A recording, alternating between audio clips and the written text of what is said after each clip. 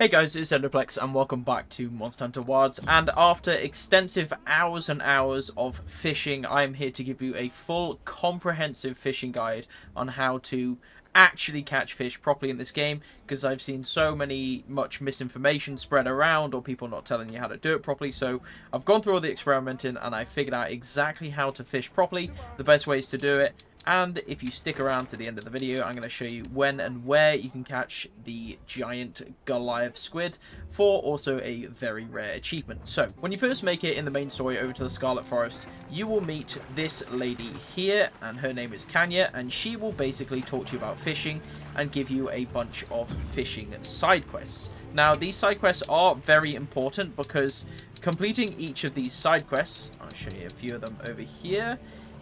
Stuff like these, all these for Kanya. She's got catch a fish, golden fish, grab and bowfin, whopper, grand escanite, all these. And for catching every single one of these different types of fish, you're going to be able to obtain different types of bait, as seen in the bottom right. When you first start the game, you only have access to the common wood minnow, which is capable of catching every single fish in the game, but fish don't really tend to show much of an interest in it, so it takes a long time to get the fish to bite properly. Whereas if you use one of these specific types of fishing bait, you can guarantee that you can catch these fish much quicker, as they will show a much bigger interest towards the right type of bait. Like if I use a golden bughead to try and catch golden fish, they will come to it super quickly compared to the minnow, which they will come to eventually, but it will take them a hell of a long time. So it's very important to complete all of her side quests to get access to all of these different types of bait. Now, when it comes to catching regular fish are pretty straightforward to catch, and what I mean by that is the small fish. They are pretty straightforward to catch, as all you're going to do is put on the appropriate lure. So for these guys, I'm going to be using emerald jitterbait. I'm going to put it in, and then you have some option. See, you already went to it. I didn't even have to do anything. That's how good the bait is. So if you use the right type of bait, the fish will come to it very quickly. But normally, when you cast it in, I try to stick the bait just in front of the fish's head if I can. A little bit away is fine. And then what you're going to want to do with the left stick is you're actually going to want to either jitter it, which is pull it up and down like this. This is a jitter mechanic that they're talking around. Me pulling the stick down once, and this will jitter it. Now, this motion is quite good for the bigger fish, I found, and not so good for the smaller fish. For the smaller fish, what you actually want to do is slowly reel it in. And the game tells you to go up and then down, which you can do, and this will reel you in slowly, as you can see. But what it is actually telling you to do is just to rotate the stick clockwise. Rotating the stick clockwise does exactly the same thing as up and down. I don't know why they've shown it as up and down, because it's just a weird way. Just rotate the left analog stick clockwise, and this will reel in the bait. So, providing you use the right kind of bait and use this sort of jitter mechanic or the slow reel and just put it just in front of the fish, you will very easily be catching the fish, providing you use the right bait for the right fish. Now, it does say on the bait what type of fish it's good for. Like emerald baits is good for catching useful fish like sushi fish, and that includes fish like, you say, sushi fish and whetstone fish, stuff like that. And then you've got the golden bughead, which is good for catching like golden fish, when this will apply to your like platinum fish and that sort of stuff. And then you've got stuff like tentacle fish, good for catching anything with tentacles like your escanites and your giant squid. Duster is good for the gaijus, those whoppers as well that you can catch in the Scarlet Forest. Tough joint bait is good for your gastronome tuners and the swordfish tuners as well. So each bait has their different uses, and it will make your life much easier when it comes to catching these rarer fish. Now, I'm going to go ahead and teleport over to the Scarlet Forest, and I'm going to go and catch some swordfish tuna, because in my opinion, these are probably some of the hardest fish to catch, and this will give you a good idea of what you're going to want to be doing to catch these large style fish. It is also worth noting, if you're doing any sort of fishing whatsoever, and you want to make it a little bit easier, you can slot in the Ranger Jewel, which gives you +1 into the Outdoorsman perk, which improves fishing,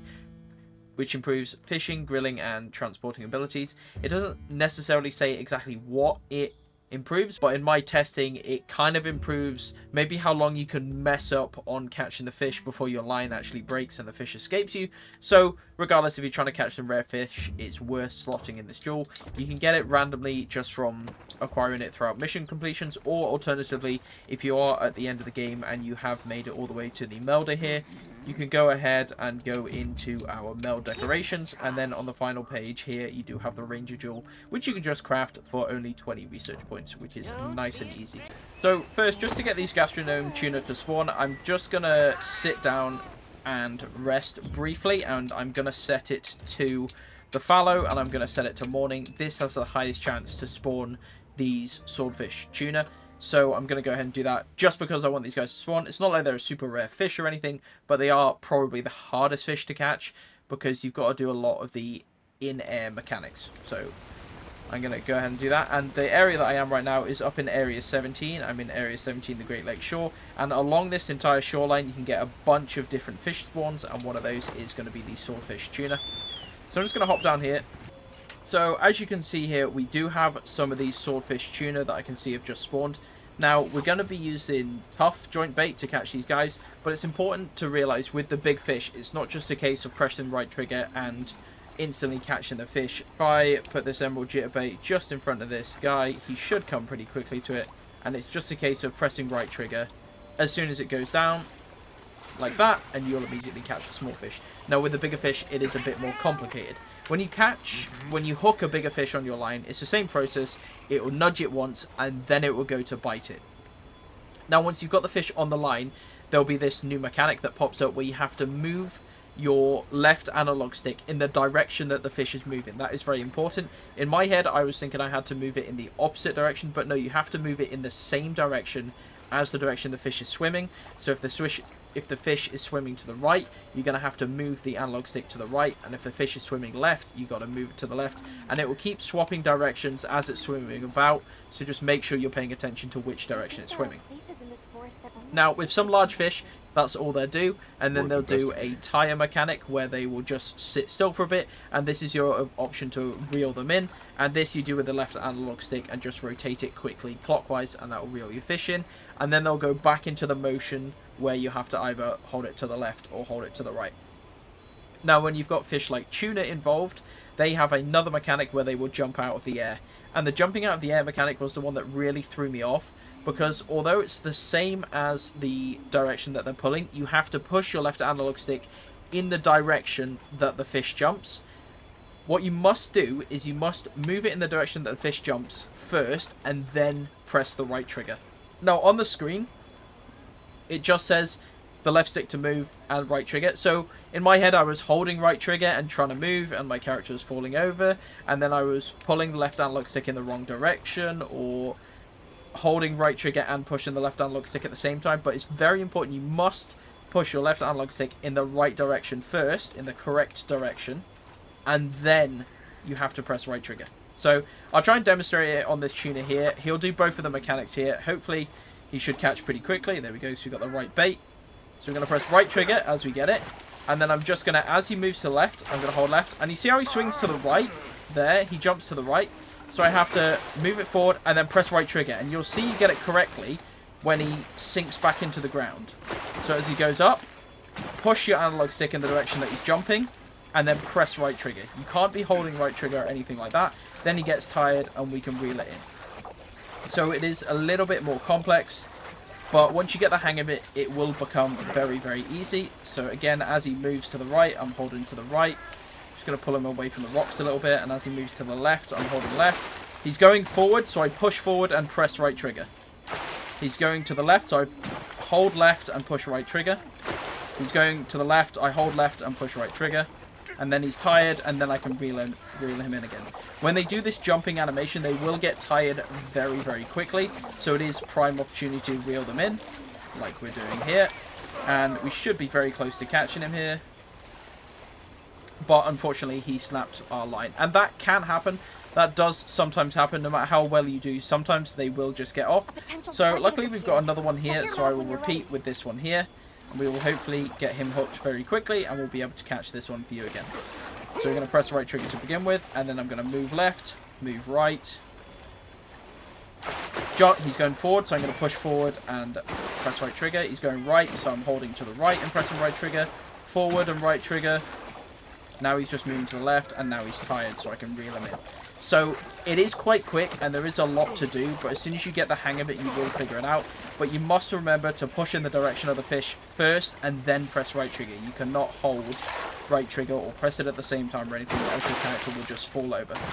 Like I say, you'll know you got it right when you see the fish dive back into the water, and then you can quite easily catch them most of the time. Don't worry about if you mess it up, because it will happen and you will still mess it up.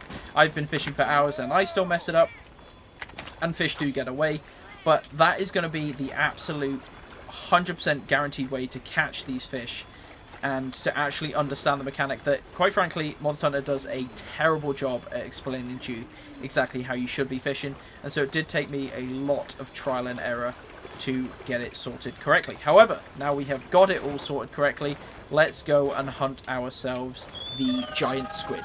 So the way you're going to get the giant squid to spawn is you're going to want to be in the forest area, and you're going to want it in the season of plenty and at nighttime. The area we want to be is the area we already are, which is area 17 at the Great Lake Shore. And we're going to go into our tent here. We're going to set it to the season of plenty and then set it to nighttime.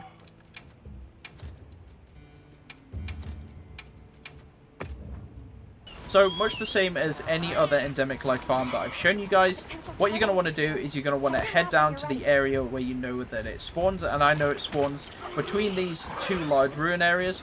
I'm going to run just across the front of the area, and I can already see him there. You see him floating around there, but occasionally he won't spawn, so I'll run all the way over to the edge and then run back just to give him time to spawn in. But as you can see, he has spawned in here.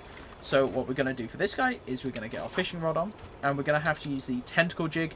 Like I said before, anything that has tentacles, you're going to want to use the tentacle jig. I'm going to throw it just behind him, and I'm going to gently jig the line, and he should become interested very quickly, like you can see. And as we catch him, now with him, he's not going to jump out of the water or anything, because he's not a tuna. So it's just going to be a case of following him to the left and following him to the right. And as he speeds up his animations, you've just got to make sure you're on top of the direction that he moves, and you should be able to catch this guy pretty quickly. Be wary that this guy does take quite a long time to catch, because he is a super rare spawn, so they're not going to give him to you for free, but he will get tired in just a second, you'll see, and if you keep moving, holding your stick in the direction that he's moving, he will tire, and you should be able to reel him in. There we go, you see he's tired, and I can reel him in a little bit now. And now he's going to start moving again. I'm pushing to the right, and now I'm pushing back towards the left. Over to the right, and you see how he speeds up and moves a little bit quickly and erratically. So as long as you're changing the direction, as soon as he moves, there won't be too much stress on your line, and you should be able to catch him with relative ease. So hopefully he gets tired in just a second. There we go, and we can... Oh, no. Oh, there we go. Yep. So he got tired enough, and we managed to catch ourselves the rather lovely looking giant squid, and this will also net you a rare achievement in Monster Hunter Wilds.